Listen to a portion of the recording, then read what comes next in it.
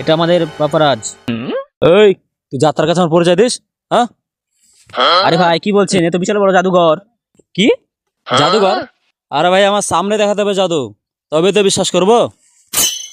আমার জাদু দেখতে চাও? তোমার কাছে 500 টাকা আছে, রাখো আমার হাতের উপরে। এই 500 টাকা না, এনে 200 টাকা, এটা দিয়ে দেখা। এই যে আপনাদের সামনে টাকাটা হাতের মুঠোয় রাখলাম, এবার আপনারা দুজন চোখ বন্ধ করেন।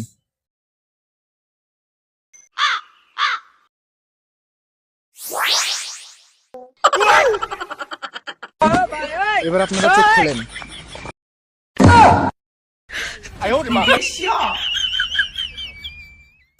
ঘুরে আমার টাকা? কিরে তুই তো অনেক বড় জাদুকর, তোকে আমার কাজে লাগবে, আয়।